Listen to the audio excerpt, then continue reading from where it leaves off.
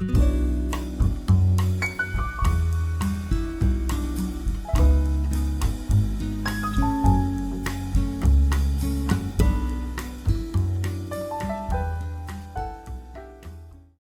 everyone. Have you ever watched a film so visually beautiful that you wanted to pause at every single frame? And yet, when it ended, it left you with a strange sense of emptiness? That is exactly how I felt after watching First Desires, a French film released in 1983, directed by David Hamilton, a man often described as the master of dreamlike light. But does this film truly deserve that reputation? Or is it simply a beautiful photo book without real emotional depth? And why has it become a must-watch for fans of controversial European cinema, while also standing at the center of intense moral debates? Let's take a closer look.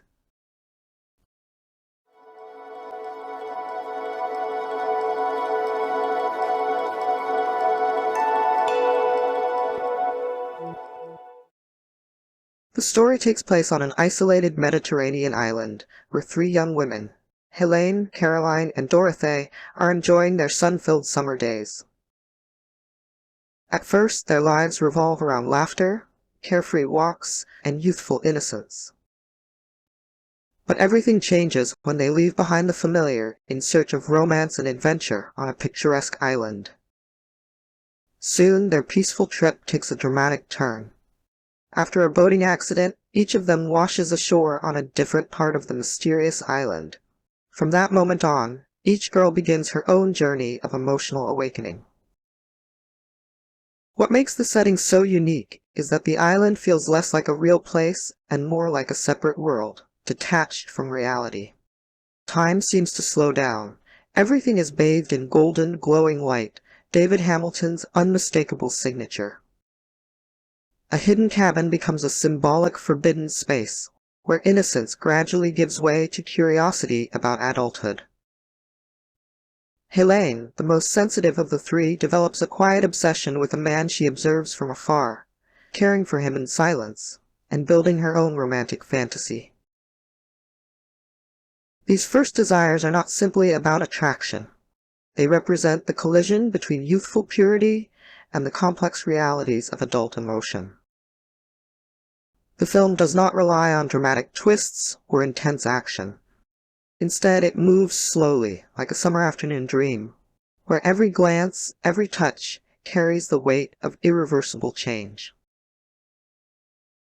So what keeps First Desires relevant more than 40 years later? Its greatest strength is undeniable: visual language. If you love photography, you may find yourself mesmerized by almost every frame. David Hamilton does not simply direct scenes, he paints with light. Soft close-ups, sunlight filtering through leaves, clear water reflecting against skin. All of it creates a distinctive aesthetic, unmistakably Hamilton.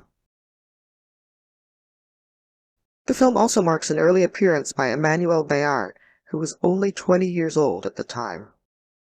Even then, you can sense the presence of a future star. Few would have imagined that the young woman in those soft, hazy frames would later become one of France's most respected actresses, earning 8 César Award nominations. Her presence on screen is one of the film's rare highlights in terms of performance. However, there is a major criticism: the screenplay. Many critics argue that the story feels thin, slow, and emotionally distant. At times, it resembles a moving photo album more than a fully developed narrative. There is little dramatic build-up. Dialogue often leads nowhere. Character development remains minimal. It sometimes feels as though Hamilton cared more about beautifying the frame than deepening the story. Some will call him a genius of light, an artist who transforms sensitivity into high aesthetic expression.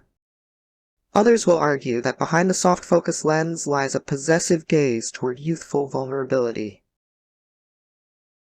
When First Desires ends, what lingers in the mind is not a logical storyline, but a mood, distant, melancholic, hard to define.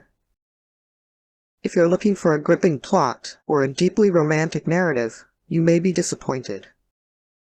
Perhaps First Desires is a cinematic forbidden zone that modern filmmaking would never dare to touch again. It is a fossil of the 1980s, beautiful, somber, and undeniably controversial.